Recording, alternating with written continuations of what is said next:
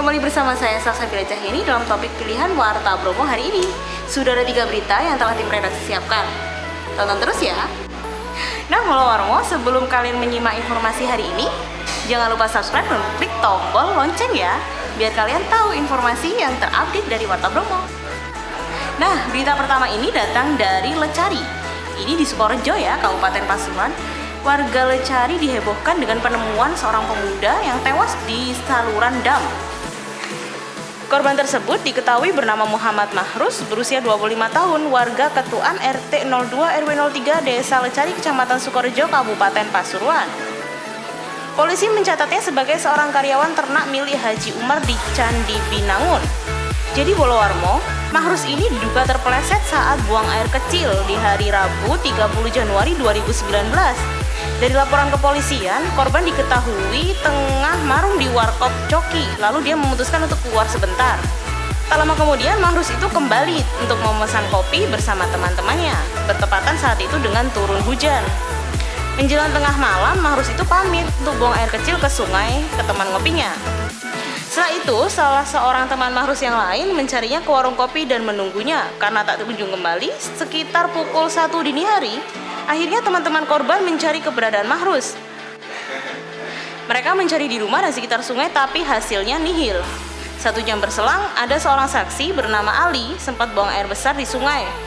Dia sempat melihat ada seorang yang terbawa arus sungai. Namun karena nyalinya siut, jadi dia buru-buru pulang tanpa bercerita ke siapapun. Namun esoknya, korban ditemukan sudah tak bernyawa, tersangkut di saluran tersier atau dam irigasi sungai dengan pelipis kanan luka. Korban ditemukan oleh saksi bernama Kaim, dia buruh tani yang mau mengairi sawahnya.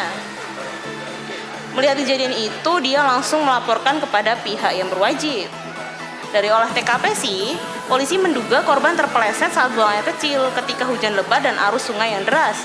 Hal ini juga diperkuat dengan adanya bekas patahan akar kayu dan bekas telapak sandal yang terpeleset.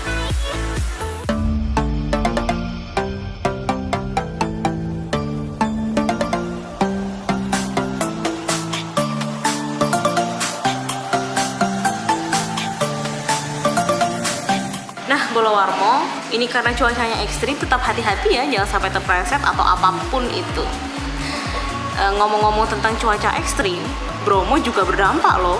Di sana lautan pasirnya banjir. Jadi beberapa hari ini di daerah Bromo sana kondisi cuacanya termasuk yang ekstrim ya.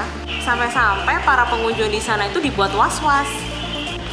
Jadi ceritanya, Kasih Pengelolaan Wisata Wilayah 1 Taman Nasional Tengger Bromo Semeru atau biasanya disingkat sama TNBTS, namanya Sarmin.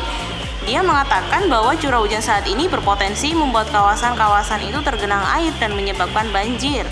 Situasi ini akan membuat struktur hamparan pasir akan menjadi lembek.